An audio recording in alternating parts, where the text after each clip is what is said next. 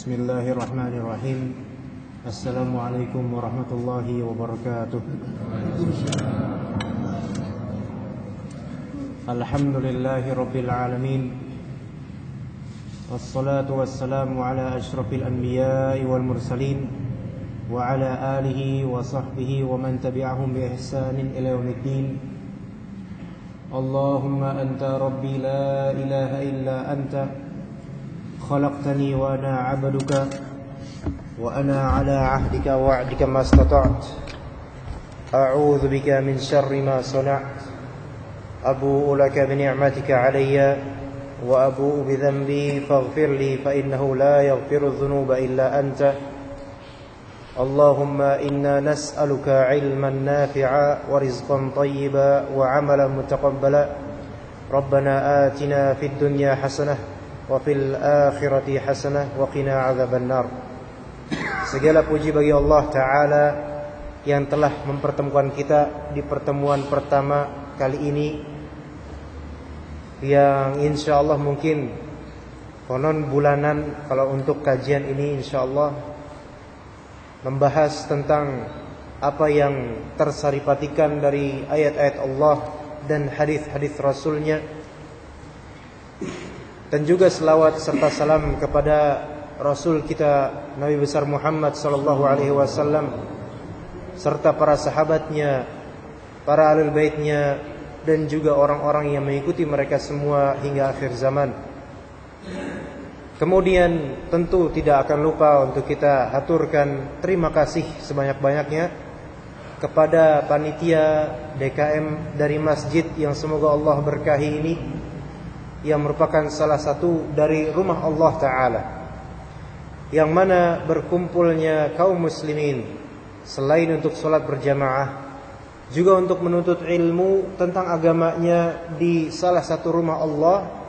Itu sama dengan mengundang para malaikat untuk mengepakkan sayap dan menurunkan sayapnya, karena mereka tawadhu kepada orang-orang yang mencari ilmu.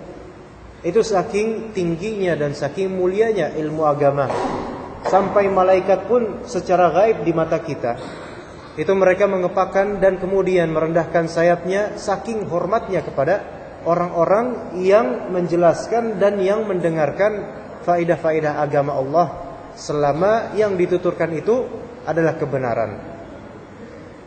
Maka kita bersyukur di sini atas berkumpulnya kaum muslimin sekalian, saudara-saudara saya, saudari-saudari kita semua, ya, dengan niatan ikhlas lillahi ta'ala untuk kebaikan, untuk menuntut ilmu agama, yang semoga apa yang kita sampaikan di sini adalah kebenaran.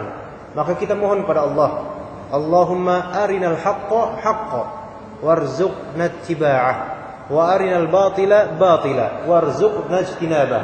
Ya Allah, kami mohon kepada Engkau, perlihatkanlah kepada kami kebenaran sebagai kebenaran. Tidak cukup kita diperlihatkan kebenaran sebagai kebenaran, tetapi ya Allah, kami minta rizki mengikuti kebenaran tersebut. Karena betapa banyak orang diperlihatkan oleh Allah kebenaran sebagai kebenaran, tapi tidak Allah beri rizki mengikuti kebenaran itu. Ya, kemudian yang kedua, kita minta kepada Allah, ya Allah, perlihatkanlah kepada kami kebatilan sebagai kebatilan. Tapi tidak cukup kebatilan terlihat sebagai kebatilan, karena betapa banyaknya orang tahu itu batil tapi tetap aja diikutin.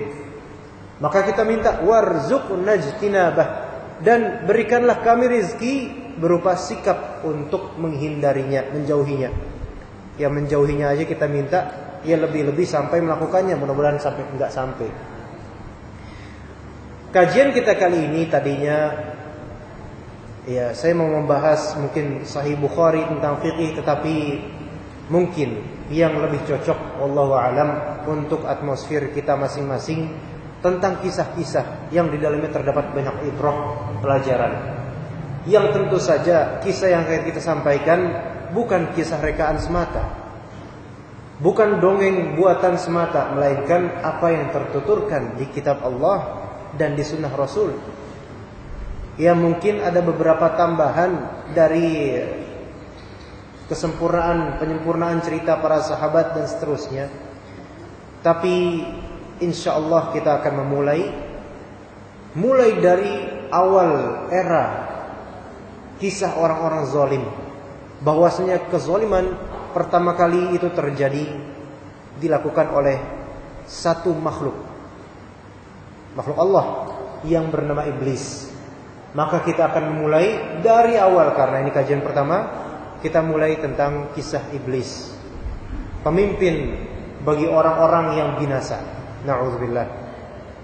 Kisah iblis selalu menarik, karena iblis bukan dari golongan kita, tetapi bisa jadi, na'udzubillah, kita terjerumus menjadi golongan iblis. Na'udzubillah, kalau kita ikuti. Iblis dari kalangan jin. Dalam kitab ini dituturkan sekian halaman, namun akan kita ringkas. Yang kita minta di sini kepada Allah adalah faedah, bukan sekadar kisah. Karena apalah artinya kita mendengar kisah kalau kita tidak mengambil ibrah dan faedah. Iblis diciptakan oleh siapa? Tentu diciptakan oleh Allah. Dari apa terbuat? Dari api, sebagaimana yang tersebutkan dalam firman Allah Subhanahu wa taala, wal janna khalaqnahu min qablu min naris samum. Dan kami telah menciptakan jin sebelum Adam. Itu faedahnya apa? Jin diciptakan kapan? Ya, sebelum manusia. Jadi usianya iblis dibandingkan usia manusia, ia lebih duluan iblis. Nah, diciptakan dari apa? Diciptakan, Allah Ta'ala menciptakan jin sebelum Adam dari api yang sangat panas. Api yang sangat panas. Jadi asal usulnya jin itu api. Asal usulnya jin api. Dikuatkan oleh sunnah Rasul Sallallahu Alaihi Wasallam. Ya, riwayat Sahih Muslim, dari Sahih Muslim, Rasulullah Sallallahu Alaihi Wasallam bersabda dalam riwayat Aisyah, "Khuliqatil malaikatu min nur, wa khuliqatil jannu min marijin min nar, wa khuliqa Adamu mimma wusifa lakum." Allah menciptakan para malaikat, malaikat juga makhluk, Pak. Menciptakan para malaikat dari cahaya. Dari, kalau bahasa Arabnya, nur. Kalau jin, Allah menciptakan jin min marijin min nar, dari nyala api. Berarti dari nar, beda. Nur, nar. Nur itu cahaya, nar itu api. Bagaimana dengan Nabi Adam? Wa khuliqa Adamu mimma wusifa lakum, dan menciptakan Adam dari apa yang telah disifatkan, dijelaskan kepada kalian. Kita tahu kalau misalnya manusia diciptakan dari tanah dengan proses yang Allah Ta'ala yang maha mengetahuinya. Kita ini sebenarnya perlu diingat dan selalu diingat, kita ini sebenarnya makhluk paling bagus. Iya, kalau misalnya kita perhatikan surat At-Tin, kita tahu wat-tini waz-zaitun, hafal semua? Hafal insyaallah. Kemudian wa turi sinin, kemudian wa hadzal baladil amin. Kemudian laqad khalaqnal insana fi ahsani taqwim. Kami telah menciptakan manusia dengan sebaik-baik bentuk. Berarti bentuk kita sebenarnya udah baik. Lah kok saya masih jelek, Pak? Lah enggak apa-apa, itu jelek tapi kan bentuknya sempurna. Masih syukur punya tangan, syukur punya mata. Coba kita misalnya bayar, atau ada orang mau bayar kita 2 miliar, tapi asal dengan syarat 2 mata kita dicopot, pasti enggak mau. Berarti apa yang kita punya itu lebih berharga dari seluruh harta. Dan itu ahsani taqwim, itu udah paling bagus. Itulah yang membuat iblis itu kelak iri nantinya. Kelak iri iblis itu. Nah, udah paling bagus ahsani taqwim, tapi kemudian ada kata thumma. Oh, belum habis nih. Belum selesai babaknya. Allah menciptakan manusia dengan sebaik-baik bentuk. Selesai? Belum. Thumma radadnahu asfala safilin. Kemudian kami akan menjatuhkan, mengembalikan mereka ke manusia, maksudnya ke sedasar-dasarnya dasar. Tapi kemudian apakah sudah selesai? Belum. Ternyata ada pengecualian dari Allah, kecuali orang-orang yang beriman dan beramal soleh. Jadi sebenarnya manusia itu aslinya udah bagus penciptaannya, tapi karena maksiat kemudian ditaruh oleh Allah Ta'ala turun ke bawah. Nah, Nabi Adam alaihissalam Dulu gara-gara kena talbisnya iblis, kena tipuannya iblis, akhirnya makan buah yang dilarang oleh Allah Ta'ala. Bahkan mendekati aja nggak boleh, ini malah sampai bisa memakannya. Akhirnya Allah Ta'ala memaafkan. Namun Allah hukum dulu, turun dulu kamu ke bumi. Turun dulu ke bumi. Jadi asfalis safilin, bumi ini itu paling kecil dari seluruh langit.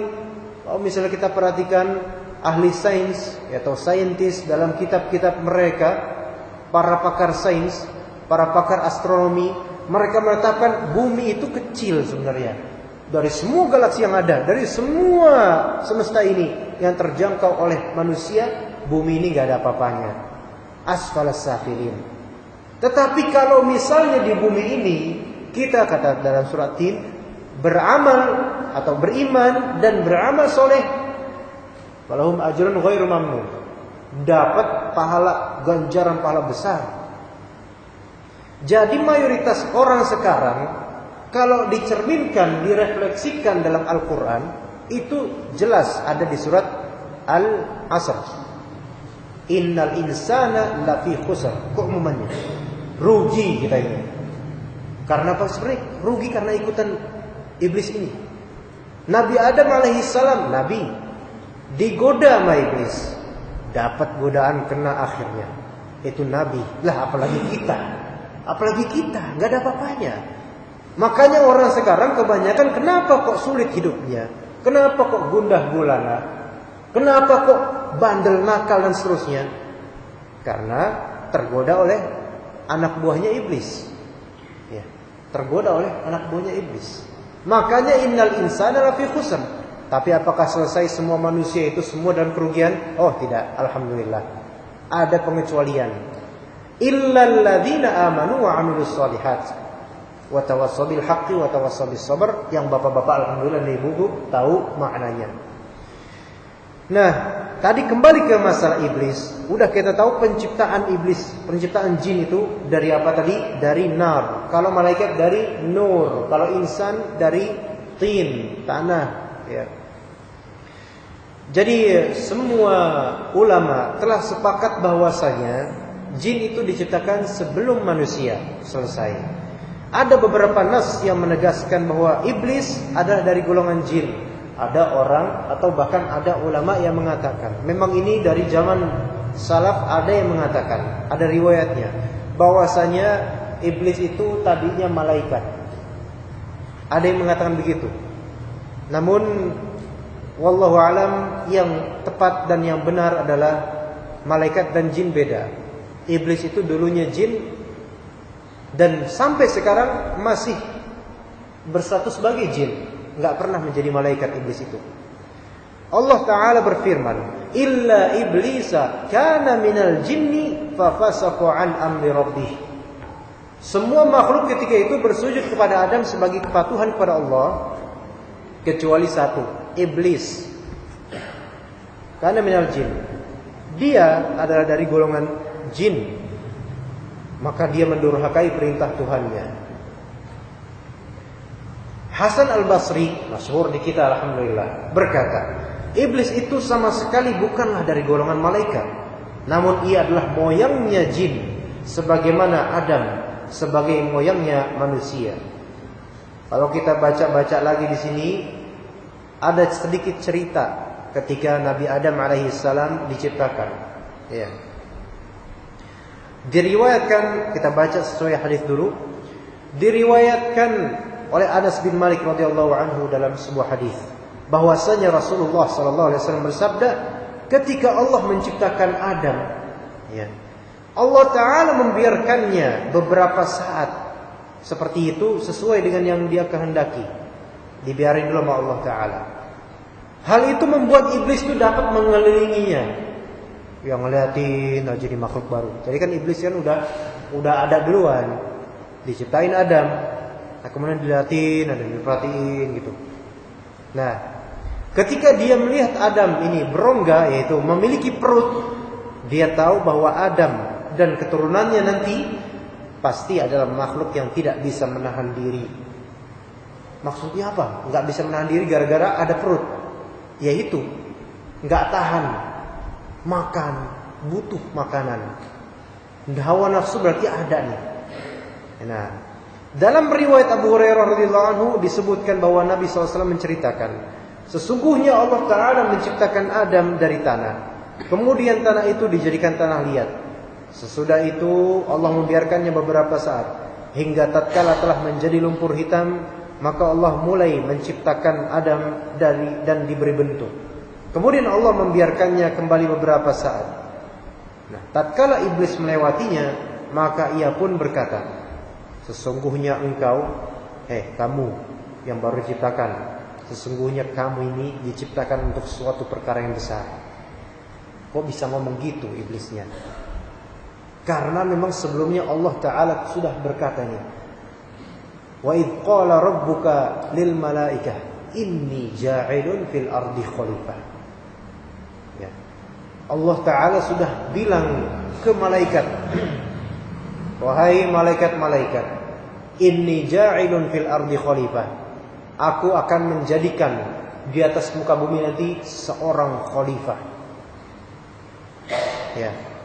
Nah, iblis itu tahu dari situ, ini nih ada bakal diciptakan makhluk baru yang bakal jadi khalifah. Siapakah gerangan? Makanya pas udah diciptakan mulai iblis bilang ke Adam pas masih dalam masa penciptaan, kamu makhluk yang baru diciptakan, kamu tidak diciptakan kecuali untuk perkara yang besar. Berarti ada sesuatu nanti yang terjadi.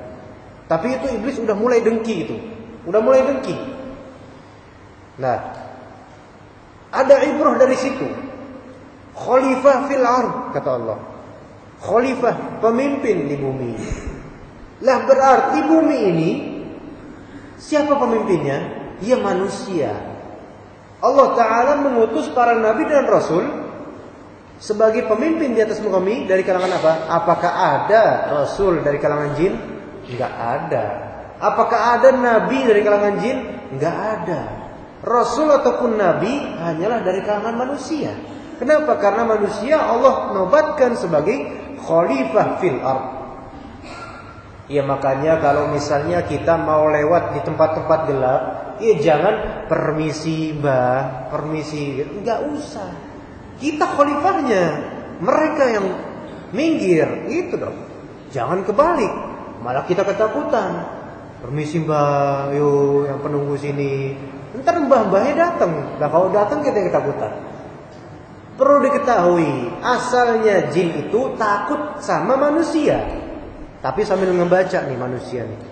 Takut tapi ngebaca. Ini orang takut gaya sama gua, gitu. Kalau misalnya manusia itu ketakutan juga, sama-sama takut lah, aneh ini jadinya. Manusia gigil, jinnya juga gigil lah. Kan nggak seru jadinya gitu. Tapi kalau misalnya tahu, wah, ini kayak manusia ini lemah nih. Hatinya ini cepet takut nih. Gua samperin Gitu kayak gitu. Jin kayak gitu. Jadi jangan ngerasa pas datang ke tempat-tempat gelap langsung tiba-tiba ketakutan. Wah, ini merinding disco nih, gitu. Merinding ngapain? Merinding segala. Itu justru kalau udah merinding terus nggak dilawan, ya makin ini setannya. Jadi asalnya begitu. Jangan kita malah kita di bumi, kita khalifahnya Pak, kita penguasanya. Kalau mau bikin rumah, ya bangun rumah, jangan kemudian minta izin dulu. Loh, kok ngapain minta izin? Minta izin sama Pak RT, oke lah. Nah ini minta izin sama jin nggak usah. Kenapa? Kalau minta izin begitu, nanti jinnya kan tahu. Ini kan manusia kok minta izin sama saya. Padahal kan harusnya dialah khalifahnya di sini. Haknya dia juga. Tapi kan kadang-kadang setan itu nipu beberapa orang. Kesurupan.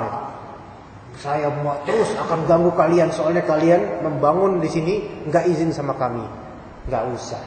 Lah cara izin gimana? Kasih makan buat jin enggak? Itu tipuan, hati-hati. Ya. Jadi kita ini, Pak, Bapak dan Ibu semua khalifah. Maksudnya di sini adalah benar-benar pemimpin di muka bumi ini. Iya. Kemudian kebodohan yang ada pada iblis ketika Nabi kita Adam alaihissalam diciptakan itu adalah iri dulu sebelum tahu hakikatnya. Nah ini perhatikan nih, kalau misal kita ada karakter gini, hati-hati. Jangan sampai ada karakter iblis di hati kita. Kita udah iri dulu, udah sebel dulu sebelum tahu hakikatnya apa. Itu iblis kayak gitu dulu. Ngelihat Adam, ya, kemudian Allah Ta'ala telah menobatkan dia sebagai khalifah nanti di muka bumi. Tapi hati iblis tuh udah gondok duluan, sebel duluan. Kayak apaan sih mau tahu gua gitu kan? Udah sebel duluan dia. Padahal belum tahu kemuliaan Nabi Adam alaihissalam, belum tahu nanti hikmahnya apa, tapi udah menghakimi duluan. Maka dikatakan di sini, ketika iblis melihat Adam berongga memiliki perut, dia tahu bahwa Adam dan anak cucunya kelak adalah makhluk yang tidak bisa menahan diri. Lalu dengan congkaknya iblis pun berkata, seandainya engkau ya Allah. Jadi iblis pun mengakui Rabbnya adalah Allah, tahu. Makanya kalau misalnya orang sekarang gak ngakuin Rabbnya sebagai Allah, maka iblis lebih pintar dari dia sebenarnya. Seandainya ya Allah engkau beri aku kekuasaan, niscaya aku akan durhaka kepadamu ya Allah. Kayak gitu. Dan ketika Allah meniupkan roh pada Adam, lalu memerintahkan para malaikat untuk sujud kepadanya, iblis tambah gondok dia. Aduh nih, tambah sebel dia. Maka ia pun enggan bersujud dan bahkan bilang, apa kata iblis? Ana khairun minhu, khalaqtani min nar wa khalaqtahu min tin. Aku lebih baik dari dia. Itu kan, ana khairun minhu. Itu kalimat 3 doang. Ana khairun, ada 4 sih. Ada 4 kata. Ana khairun minhu. Saya lebih baik dari dia. Nah kalau misalnya sekarang di antara kita ada yang merasa lebih selamat di akhirat, hati-hati. Ya, wah saya ini sudah bisa baca kitab ini itu, bapak ini belum. Insya Allah saya lebih selamat daripada dia. Enggak, perasaan dalam hati kayak gitu, hati-hati. Iblis dan pasukannya dari anak-anaknya yang masih kafir, itu akan selalu menghembuskan sikap seperti itu kepada terutama yang udah ngaji, yang udah kenal pengajian, ya, yang udah rutin ngaji, udah merasa orang kayak gini mah selamat dikit aja sudah syukur. Kesombongan. Hati-hati. Jadi nggak boleh di antara kita merasa aman dan merasa selamat. Kita itu nggak bisa memprediksikan khotimah kita. Husnul khotimah atau su'ul khotimah itu adalah di antara kunci gaib yang Allah saja yang memilikinya. Malaikat sendiri pun nggak tahu. Jadi serahkan kepada Allah, tapi kita harus berusaha. Jangan kepedean. Sebagaimana iblis ini, aku lebih baik dari dia. Kok bisa pikir gitu sih iblis? Apa alasannya iblis kok bisa berpikir gitu? Kata iblis, kalau ditanya, iblis, ente kenapa kok ente bilang ente lebih baik daripada Adam? Apa kata iblis? Khalaqtani min nar. Wahai Allah, engkau menciptakan aku dari api. Dan engkau khalaqtahu min tin. Engkau menciptakan dia, manusia ini, dari tanah. Emang secara kasat mata, tanah, api, kerenan mana? Api, kerenan api. Ada api berkobar, ya, masuk berita itu. Ada tanah gede, biasa aja. Emang secara nalar gitu. Tapi Allah Ta'ala memilih tanah untuk manusia karena ada kekhususan tanah.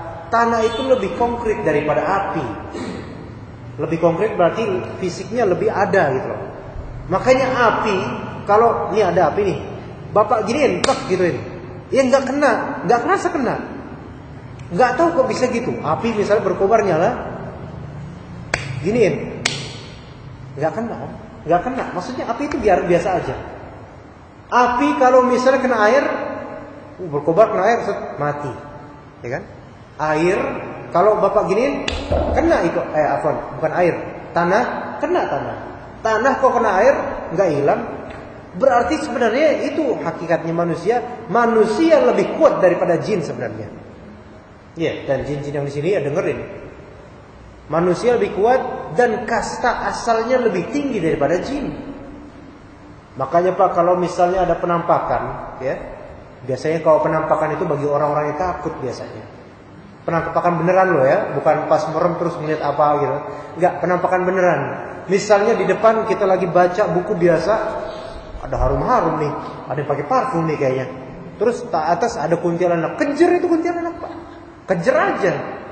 Itu kalau udah menampakkan gitu sebenarnya itu dalam kondisi terlemahnya dia Pak. Jin itu. Asalnya jin itu nggak mau menampakkan diri.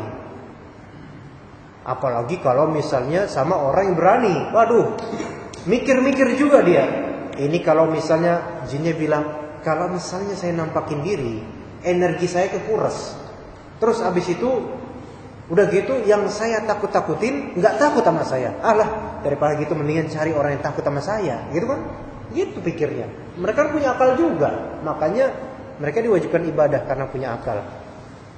Nah, makanya Rasulullah SAW waktu itu pernah sampai nangkep salah satu dari anteknya iblis ketika mewujudkan diri di dunia kita. Jadi ibarat begini, alam mereka sama alam kita itu beda Pak, ya kan?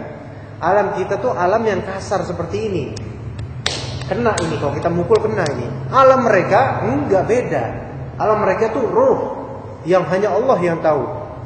Nah, kalau mereka nampakin ke kita, itu ibarat pindah alam. Pindah alam. Mereka tuh menjasadkan tubuh mereka. Dan itu selemah-lemahnya mereka ketika itu sebenarnya. Tapi mereka akan menjadi kuat kalau misalnya orang yang ditampakkan itu ketakutan. Apalagi sampai nyembah-nyembah. Waduh, malah senang mereka itu. Tambah kuat mereka. Ibarat kalau misalnya kita misal ke laut ya. Alam kita kan alam darat. Kita kemudian nyelam di laut tanpa apa-apa. 15 menit aja di situ. Coba siapa yang bisa di sini? Jangankan ke laut, di kolam aja dah. Kolam ikan. Kita nyelam sama lele-lele itu, sama patin dan seterusnya. Nyelam gitu. Lama 15 menit. Pasti itu kondisi terlemah kita. Seperti itulah mereka kalau misalnya mereka menampilkan diri di hadapan kita. Kecuali kalau di mimpi. Kalau di mimpi lain lagi. Jadi sebenarnya manusia seperti kita ini diciptakan dari tanah, kemudian nanti dari setetes mani karena hina kita ini, itu karena kita hidup di dunia yang konkret seperti ini, nyata.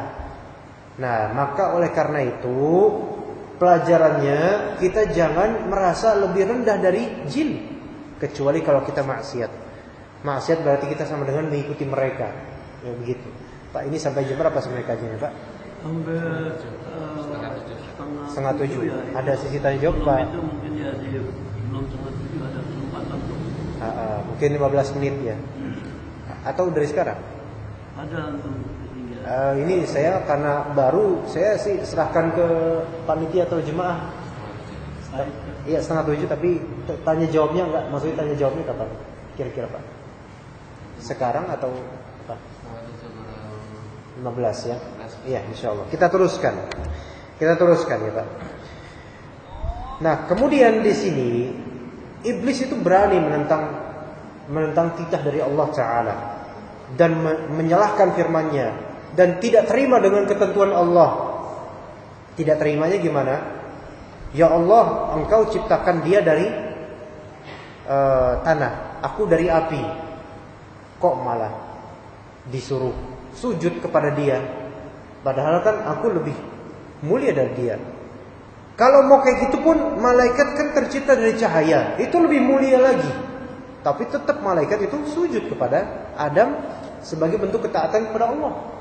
Nah, makanya dalam surat Shad dikatakan fasajadal malaikatu kulluhum ajma'un illa iblisa istakbara wa kana minal kafirin. Lalu para malaikat itu bersujud semuanya kecuali iblis. Ia menyombongkan diri dan ia termasuk golongan yang kafir. Nah, jadi awal permusuhan itu dari awal itu ya terutama tentang sujudnya itu. Jadi gini, gengsi, ngesok, sombong, hasad itu masuk semua itu. Orang kalau misalnya dia sudah hasad, itu akan berpotensi ada kesombongan di dirinya. Hasad itu kan iri yang dipelihara, Pak. Semua dari kita ini pasti pernah hasad, punya hasad. Itu kalau misalnya kata Ibnu Qayyim dalam kitab Miftahu Daris Sa'adah, setiap fadilah itu pasti ada hasidnya. Maksudnya apa? Setiap yang memiliki keutamaan pasti ada yang ngiri sama dia. Pasti itu. Bapak kalau misalnya punya gaji lebih besar daripada keumuman manusia, pasti ada yang ngiri. Bapak kalau misalnya punya anak yang lebih banyak daripada keumuman manusia, pasti ada yang ngiri. Bapak kalau misalnya punya kegantengan yang lebih daripada keumuman bapak-bapak, ya pasti ada yang ngiri. Walaupun ada juga yang suka. Iya. Nah, jadi setiap yang memiliki keutamaan pasti ada yang iri tentangnya. Nah, iblis ini tahu sebenarnya Adam ada keutamaan. Faedahnya, orang yang iri sebenarnya sama dengan mengakui bahwasannya dia punya keutamaan. Iya. Itu hakikatnya iri itu. Kenapa dia iri? Ya karena yang diirikan punya keutamaan. Kalau nggak punya keutamaan, ngapain diirikan? Ada orang gila, nggak ada yang iri sama orang gila, karena nggak punya keutamaan. Ada orang kakinya buntung, naudzubillah kakinya buntung dua-duanya. Ih, gue iri banget deh sama dia, nggak bisa jalan kemana-mana. Nggak ada yang kayak gitu. Ya, ada orang matanya habis kecolok. Ih, enak banget deh itu dicolok, pengen kayak gitu. Nggak ada.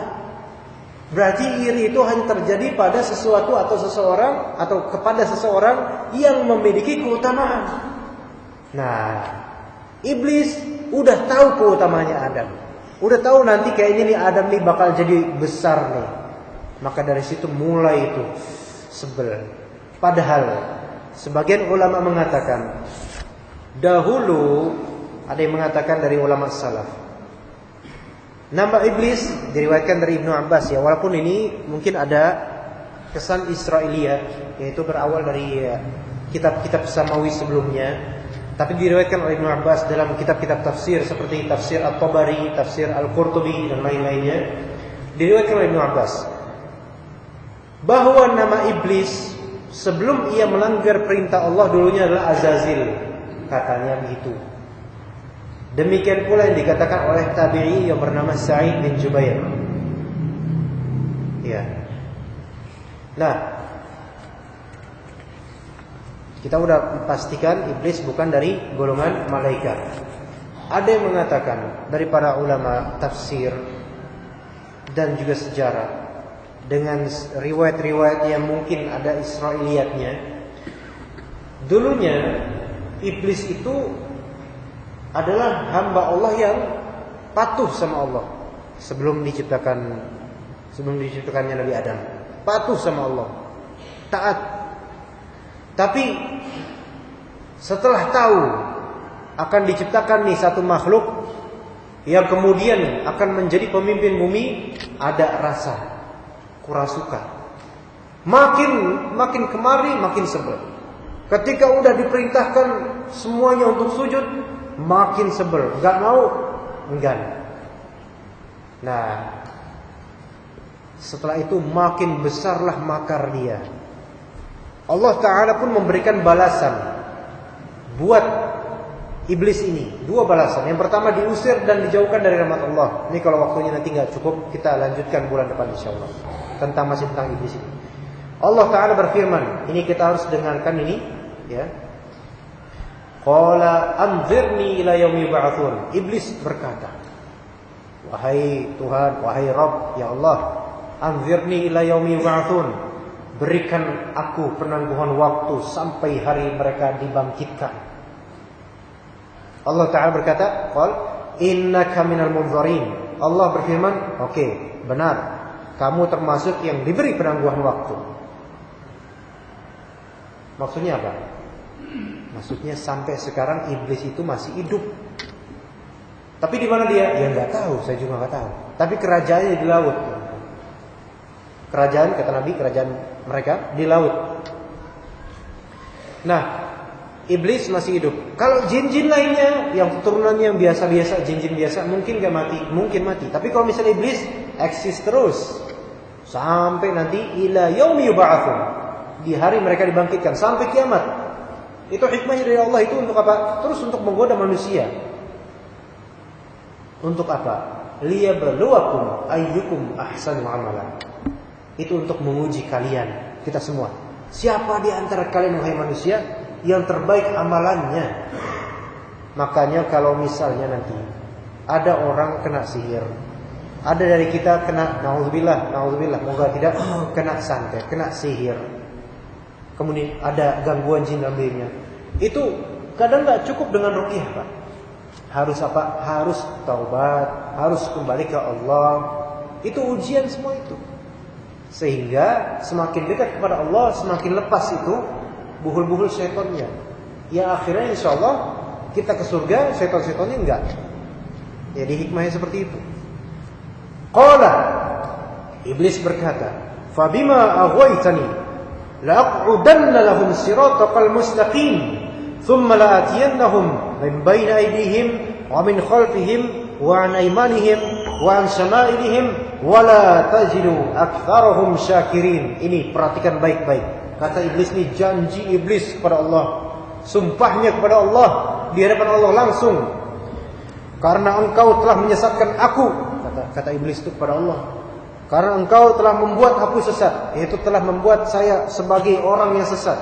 Pasti aku akan selalu menghalangi manusia dari jalanmu yang lurus sampai kiamat. Kayak gitu. Tugasnya iblis sampai kiamat nyesatin manusia dari jalan yang lurus.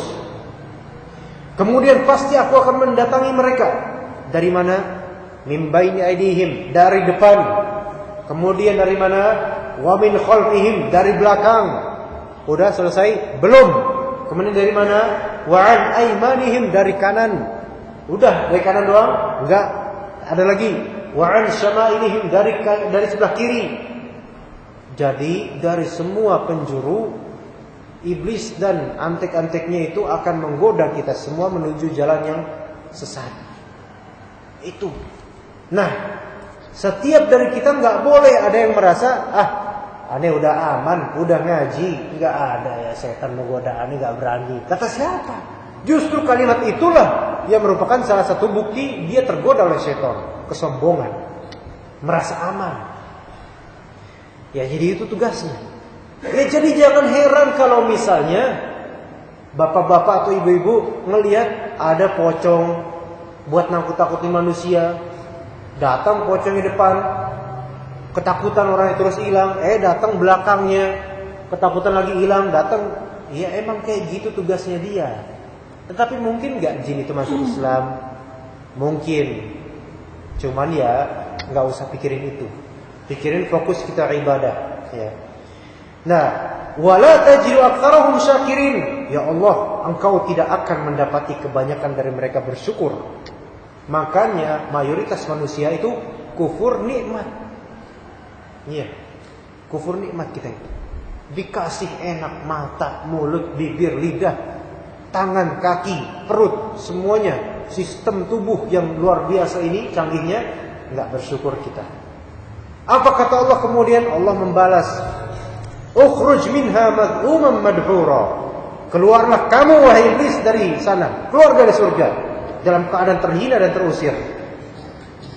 "Laman tabi'aka minhum la amla'anna jahannama minkum ajma'in." Sesungguhnya barang siapa di antara mereka ada yang mengikutimu, pasti akan aku isi neraka jahanam dengan kalian semua yang mengikuti iblis ini. Na'udzubillah. Makanya sampai sekarang jangan ikuti mereka. Mungkin kita selamat dari yang namanya perdukunan, alhamdulillah. Tetapi maksiat itu pun kita belum bisa menyatakan diri saya selamat, ya kan? Ada di sini bilang, ada nggak di sini yang bilang saya nggak pernah bermaksiat, saya nggak percaya.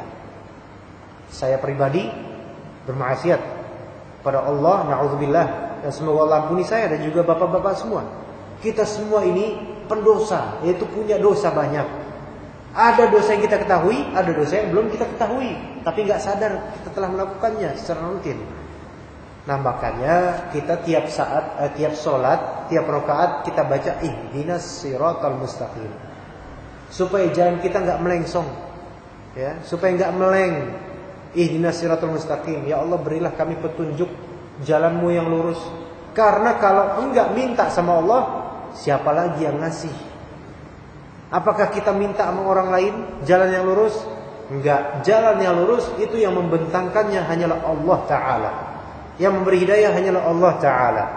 Maka mintalah pada Allah, maka Allah pasti akan menjawabnya insyaallah taala. Baik, mungkin mulai ada sesi tanya jawab, kita bisa jawab. Silakan bagi bapak-bapak, ibu-ibu juga Pak, tanya jawab ya Pak. Ya, bapak-bapak atau ibu-ibu yang mau bertanya dipersilakan. Silakan. Baik Pak, terima kasih kepada bapak-bapak dan ibu yang ditanyakan. Silakan Pak. Oh iya Pak. Assalamualaikum warahmatullahi wabarakatuh. Waalaikumsalam warahmatullahi wabarakatuh. Tadi sudah dijelaskan oleh guru kita, ustaz kita, Masya Allah. kaitannya dengan iblis dan setan. Lalu kita lihat untuk menangkal atau mengatasi daripada iblis dan setan itu dengan dakwah. Ya. Dengan dakwah, tidak ada dengan yang lain. Kita lihat kenapa ada muajin itu dikatakan dakwah yang sempurna. Dalam hadis kita sering dengar ulama katakan atau guru kita sampaikan bahwa setelah azan itu dakwah yang sempurna itu iblis dan setan itu lari terbirit-birit sampai terkentut-kentut sekalian. Nah ini tentu perlu disadari kita semua ada tugas, dan bahkan tadi disampaikan ayat yang kaitan dengan wal asri, yang terakhir itu watawassaw bil haq watawassaw bis sabr. Nah, perkara ini kita kalau belum sampai ke sana mungkin belum optimal dan maksimal. Dan ini juga kita lihat dibuktikan bagaimana Rasulullah SAW dulu waktu zaman jahiliyah. Ini dengan dakwah, kalau bukan dengan dakwah tentunya tidak selesai masalah. Terima kasih. Assalamualaikum warahmatullahi wabarakatuh. Waalaikumsalam. Ya, terima kasih Pak. Alhamdulillahirabbil alamin. Silakan Pak. Ya Pak, silakan. Waalaikumsalam. Gimana Pak? Penyakit manusia.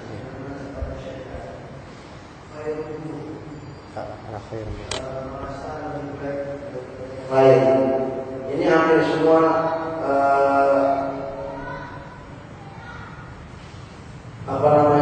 tingkatan manusia seperti itu.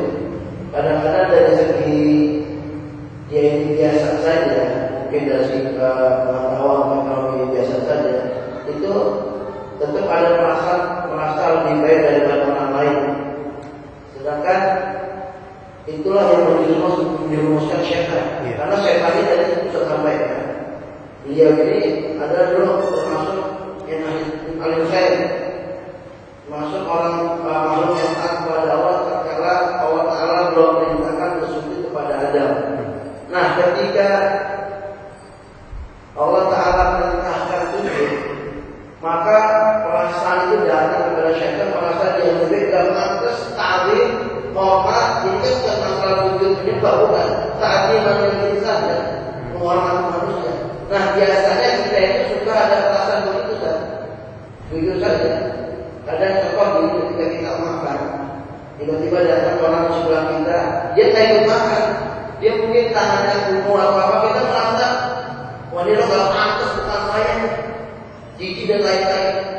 Kadang juga ada beberapa hal kalau kita di rumah tiba-tiba datang orang biasa duduk sebelah kita merasa disandingkan dengan orang seperti itu. Ini merasa saya lumpuh, jadi penyakitnya susah akan dihilangkan. Bahkan termasuk orang-orang yang suka bicara di depan, mungkin juga sebagai bersangkutan, mungkin ada yang suka dalam tanda kutip ceramah, suka bernasihat, itu kadang-kadang penyakitnya akan hafif. Itu pasti. Dan kami pernah dengar masalah satu pengalaman yang orang-orang tua sampaikan. Itu ada masyayikh, beliau suka memberikan ceramah tadi. Dia kadang-kadang datang sempat takut sombong dan sini. Maka untuk kehilangan itu, beliau ini kalau malam, beliau datangnya asrama santrinya, masuk ke toilet dia pakai kalau untuk wajah dia bersihkan WC, agar mendatangkan sifat kelembutan dalam hatinya, sifat yang sombong. Nah, ingin saya tanyakan, nah bagaimana supaya kita tergelincir perkara agar kita menjauhkan rasa khairun yang lebih baik. Ini penyakitnya ada. Jazakumullah khairan Pak. Semoga Allah berkati antum dan juga kita semua atas pertanyaan ini. Alhamdulillah pertanyaan bermanfaat. Jadi gimana? Apa sih triknya, kiat-kiatnya supaya kita terhindar dari penyakit ana khairu minhu ini? Insyaallah jawabannya juga dijawab oleh Imam Al-Ghazali rahimahullah, wafat 505 Hijriah, dalam kitab Bidayatul Hidayah. Dalam kitab tersebut, kalau misalnya memang saya salah dalam mengutipnya, mohon diberitahu. Di antara cara supaya kita tidak sombong, tidak merasa ana khairu minhu, itu adalah ketika kita melihat orang yang lebih muda, ya, kita bilang, Masya Allah anak ini lebih baik. Kenapa? Karena saya lebih panjang usia, berarti saya lebih banyak dosa yang saya lakukan daripada dia. Kalau ketemu dengan orang yang lebih tua, kita bilang, Masya Allah, ini bapak ini lebih baik, ibu ini lebih baik daripada saya. Kenapa? Usia beliau-beliau ini lebih panjang dari saya. Ya mungkin saja kebaikan beliau-beliau itu lebih panjang juga daripada saya yang masih muda ini. Begitu caranya. Jadi cara untuk meminimalisir atau menghilangkan penyakit saya lebih baik itu adalah seperti itu. Berhusnudzon kepada orang-orang, siapa tahu ini bapak ini yang mungkin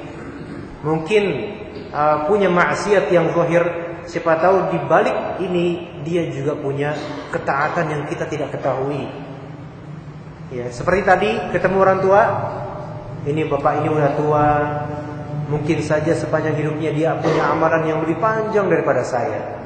Ya, anak yang tadi ini, adik-adik kita lebih muda dari kita, adik-adik ini masih polos, belum berdosa seperti saya. Jadi di situ jadi apa? Lembut hatinya, nggak merasa lebih tinggi, nggak merasa lebih banyak amalannya. Dan kita meyakini kita ini makhluk biasa. Kita nggak tahu hal-hal gaib. Kita hanya melihat sesuatu yang nampak di kita. Sehingga bisa aja di bapak yang di pojok sana itu mungkin tadi malam habis sedekah, mungkin kita nggak tahu. Nah itu berarti husnudzon banyak manusia. Tetapi kalau untuk orang kafir kita bilang ana khairu minka, jelas. Itu beda kalau orang kafir mah. Tapi kalau orang muslim sama-sama muslim enggak. Kalau orang kafir kita tampilkan izzah. Ini saya muslim. Gitu beda. Iyalah. Itu biasanya ketika kita baru belajar agama. Iya, Pak. Kita baru sunnah. Iya. Kadang-kadang ketika kita merasa kita lebih baik daripada orang yang belum itu sunnah, sehingga kadang-kadang kita menjudge. Iya.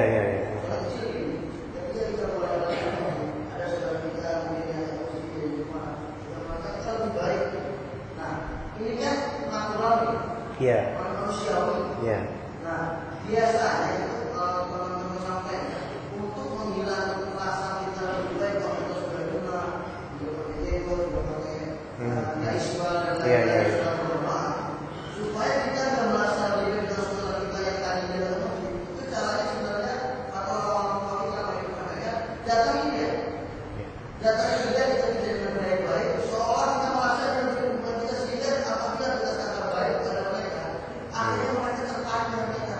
Tapi kalau kita berawal, ini orang ini ada perempuan muslim, ini masya Allah orang yang berusia itu, akhirnya kita merasa beda ya. Iya. Contoh lagi, ini sering terjadi di masyarakat sehingga ketika kita merasa berbeda, kita jangan kadang-kadang dia nggak mau, kadang-kadang berbentuk salah, nggak mau ucapkan salam, nggak mau. Tapi kepada orang yang bilang belas kafir, dia berani berani bertadarus, bersahabat.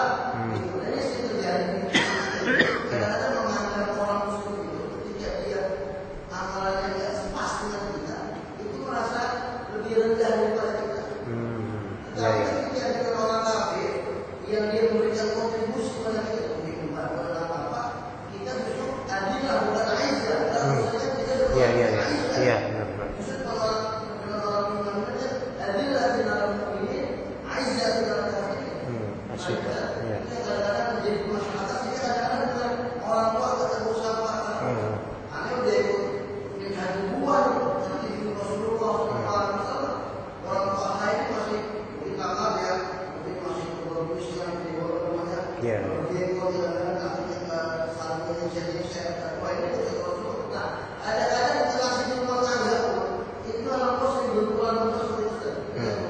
Iya.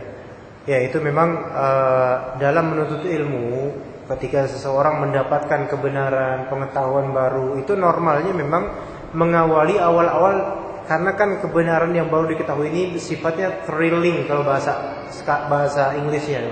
Itu penuh sensasi, sensasional, sehingga ada rasa bangga, senang, sombong. Itu awal-awal seperti itu, Pak. Orang-orang misalnya baru kenal pengajian, dia maklum awal-awalnya euforia seperti itu terjadi di hati masing-masing. Ya mungkin saya itu juga begitu, ya. Tapi kalau saya kan kenal pengajian di pesantren, jadi mungkin beda rasanya mungkin. Tapi kalau yang baru kenal pengajian, awal-awalnya mungkin mudah menjudge orang, kemudian mudah mencap, merendahkan. Itu sesuatu yang normal. Emang nggak bagus, tapi biasa kayak gitu. Tetapi kita doakan, misalnya kita melihat ada seorang ikhwan seperti itu, ya kita jangan balas dengan kekerasan juga, tapi doakan dia supaya seiring berjalan waktu dia akan sadar insyaallah. Dan rata-rata gitu, Pak, rata-rata gitu. Jadi menuntut ilmu ini dan menggapai manhaj Nabi itu bukan sekadar butuh ilmu saja, tapi butuh pendewasaan dan butuh waktu. Insya Allah dengan izin Allah waktu itu akan merambat sehingga semakin dewasa. Semakin nanti dia mengalami penolakan, mengalami maksudnya pengusiran atau semacamnya, akan semakin perlahan melemah kesombongannya. Jadi kadang nunggu waktu aja, Pak. Dan kemudian kalau misalnya kita ketemu orang-orang seperti itu, kita doakan, jangan malah kita keraskan juga. Balas dengan kelembutan, seperti yang Bapak bilang, datangi rumahnya misalnya. Maka insya Allah yang seperti itu, mudah-mudahan kelak bisa membuat kesombongannya mengikis. Karena kadang orang benar, tapi akhlaknya nggak benar. Itu di mata orang nggak ada apa-apanya. Tapi kadang orang akhlaknya benar, padahal dia nggak benar ilmunya. Itu malah di mata orang bagus. Itu artinya apa? Artinya nasihat terbaik adalah teladan. Ya, nasihat terbaik bukan cuma di sini. Tapi nasihat terbaik adalah teladan, adalah nasihat terbaik. Contoh langsung yang baik konkret dengan akhlak mulia, itulah nasihat terbaik yang kadang lebih dalam daripada sekadar kalimat. Nah, sekarang juga untuk misalnya teman-teman yang udah kenal pengajian, maka jangan cuman ini doang yang diandalkan, tapi bagaimana kita bersikap pada orang berakhlak mulia, maka itulah yang lebih diutamakan insyaallah. Tapi insyaallah masukan dari Bapak, alhamdulillah, juga mudah-mudahan ana pribadi menjadikan tadi kalimat Bapak ini sebagai ibrah, nasihat, dan juga mudah-mudahan Bapak-bapak dan ibu-ibu semua. Jadi kalau misalnya nanti ketemu dengan orang-orang yang mungkin dirasa oleh kita ini merasa paling benar misal, maka jangan kita balas dengan kekerasan. Maksudnya dengan suudzon yang berlebih, atau dengan kalimat yang juga tak kalah kerasnya, maka kita balas dengan doa. Siapa tahu yang tadinya seolah merendahkan kita, kemudian malah menjadi orang yang serangkulan dengan kita. Kan sama-sama muslim. Ya, terutama anak-anak muda yang baru kenal pengajian, yang mungkin agak sombong-sombong dikit, ya semoga Allah beri hidayah kepada kita dan mereka semua. Kan kita sama-sama ini pengen ke surga semua ya, Pak ya. Nggak ada di antara kita ada yang mau ikut iblis ke neraka, nggak ada. Kalau ada tunjuk tangan, nggak ada, alhamdulillah. Bapak-bapak dan ibu-ibu. Nah, kalau tahu begitu, ayo kita bareng-bareng, insya Allah dalam kebaikan. Ya, bukan saling jegal menjegal. Tetapi kalau misalnya ada kesalahan, maka feel free, maka sediakan diri untuk dinasihati atau menasihati. Itulah manusia, karena itulah muslim, karena ad-dinun nasiha, kata Nabi SAW. Agama ada nasihat, maka jangan merasa keberatan untuk dinasihati atau untuk menasihati, karena kita sama-sama punya satu tujuan, Allah Subhanahu wa taala. Begitu. 5 menit lagi kira-kira Pak ya? Ada lagi? Silakan. Kalau misalnya nggak ada, silakan. Pak Ibu, ada lagi yang ingin ditanyakan, tapi kaitannya dengan tema yang pagi ini. Ada yang ditanyakan? Iya Pak. Ya. Butuh. Waalaikumsalam warahmatullahi wabarakatuh. Kita itu kan biasanya menganggap orang itu sombong itu kalau merasa dirinya ada kelebihan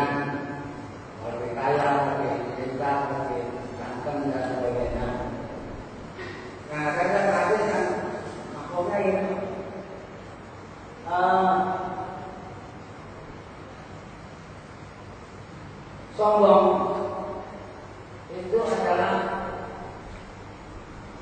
orang yang menolak kebenaran dan menganggap tidak orang lain. Nah, itu dulu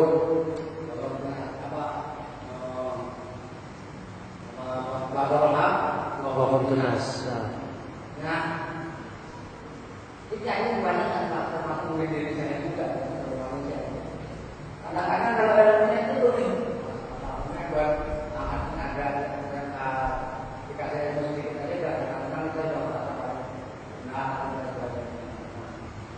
itu sebenarnya yang mendasari supaya gaya apa itu kita nggak ada rasa sombong itu,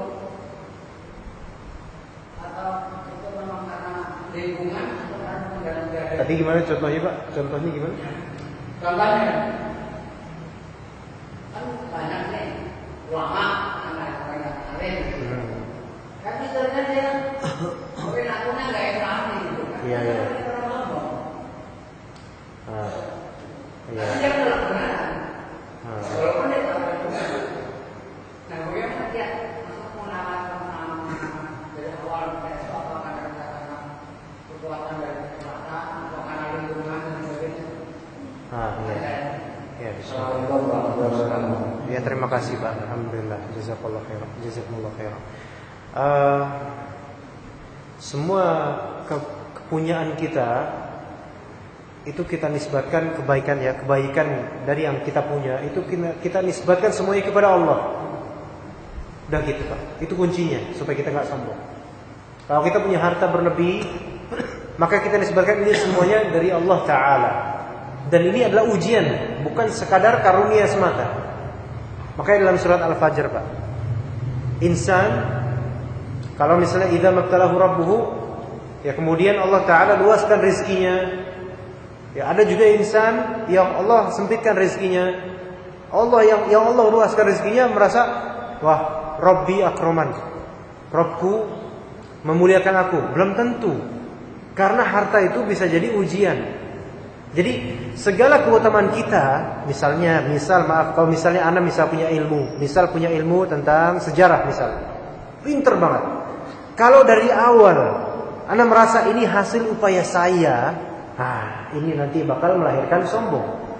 Tapi kalau dari awal dan seterusnya saya bilang ini dari Allah semuanya, karunia Allah, dan ini adalah ujian supaya saya bisa kuat, supaya saya tidak sombong. Nah ini insya Allah hilang sombongnya.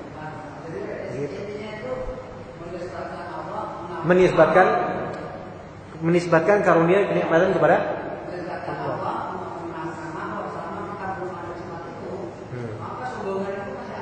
Akan terus ada, akan muncul kalau kita enggak mengawali dengan itu. Iya. Makanya para salaf kita mereka bilang apa yang baik itu dari Allah semata dan apa yang buruk itu dari diri saya atau dari syaitan. Dan itu yang Anda insyaallah katakan juga di sini. Apa dari kebaikan apapun yang tadi kita bicarakan, dan semoga semuanya kebaikan itu dari Allah. Bapak-bapak misalnya ibu-ibu bisa mendapatkan faedah dari sini, itu semua karena izin Allah Subhanahu wa taala, bukan karena sekadar usaha kita. Kita hanya usaha biasa, tapi Allah lah yang menentukan bisa atau enggaknya. Gitu. Jadi seperti itu aja Pak ya. Insyaallah kita cukupkan sampai sini Pak ya. Mudah-mudahan cukup sampai sini. Insya Allah kita ketemu lagi mudah-mudahan bulan depan.